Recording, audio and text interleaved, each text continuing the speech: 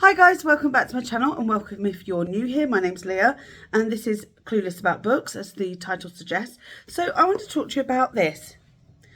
This is the first book off the book-along list that I have read. If you haven't read it, then maybe click off now. I'm going to give spoilers throughout this. But this is Western Lane. I'll try to keep it as spoiler-free as possible actually, but there will be some, okay? I mean, not much. There's not really much from the blurb that isn't part of the book. Okay, right. First of all, I'm going to talk about the cover. When I saw the cover to this initially, the first thing I thought, even without knowing what the book was about, was this looks great. Like, I love the fact that these girls are in black and white. I love the fact that this looks like a disco ball. There's something really like, it's almost like the bottom of a swimming pool. Like, it seems so good. There's nothing, this cover does not reflect what the book is about. Not even remotely.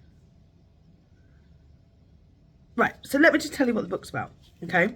So it's a beautiful and moving first novel about grief, sisterhood, and a teenage girl's struggle to transcend herself. So it's about 11-year-old Gopi. She's got two sisters and a dad. Her mum passed away. And essentially, it's about how they're coping with the grief in some ways, but from an 11-year-old's perspective. So the book feels very juvenile. The writing seems very middle grade because of the protagonist. Like, she is 11, so that's what it feels like. But there's also things in this that are, I don't know. Sometimes I feel like she seems older than 11, maybe 13, only a couple of years older or something. But yeah, so essentially her dad finds his way to cope with grief is by training them in squash, and this book is about squash. Like, if you thought this was going to be hinted at squash, it's the main thread throughout the whole book. And whilst I like squash, and I did play a long time ago, believe it or not, I really used to enjoy it. Sorry, I've got an itchy nose. I don't love it enough to read a whole book on it. So I gave this 2.5 stars, raised it up to a 3 on Goodreads, because it was just fine. It's meant to be a coming of age. I don't know, am I missing something? Like, this is meant to be one of like the best of the best in the book list. 5 judges have chosen this book as a long list contestant. And I just think I read Small Worlds and that was better. And that could have been part of the long list. I was much better. And that dealt with grief. I just feel like I don't get it. Not my favourite. I hope it gets better from here. The next book on the list, let me just talk about this a little bit longer. Right, okay. So her dad basically enlists her into Western Lane, is where they play squash. And it feels like maybe he's met, so there's somebody who works at the leisure centre, and their son goes to the leisure centre as well. I think the 11-year-old sort of has a bit of a crush on him, and it sounds like the dad's got a crush on the mum, or something's happening. I don't really know what's happening. I'm not even sure. I don't know. It's forgettable. Apart from, it isn't, because I won't be reading any other books about squash. And that's the only thing that I'll remember. As you know, my reviews are pretty chaotic because I'm not very good at knowing how to structure these books. But like I say, there's just something very YA/middle grade about this book. My daughter could read this and it would make sense. And she's only 10. I don't know. I don't know.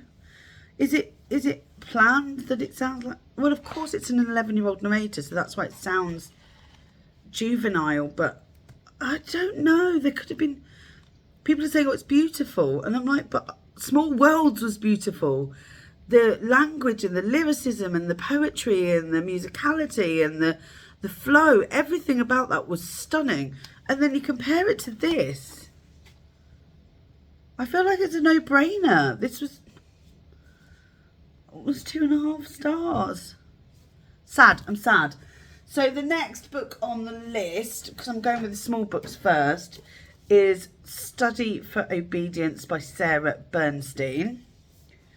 I'm pretty excited about this one. This is a 190, I think, this book.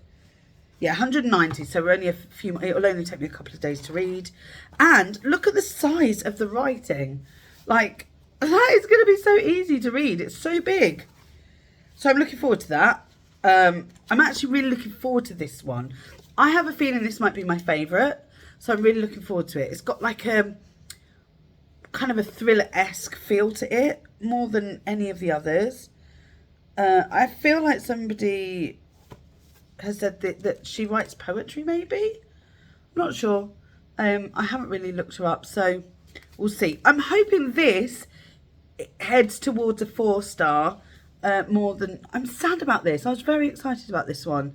Thought it was going to be really, really good, and it just let me down. It's not the worst book in the world. It's just fine. So...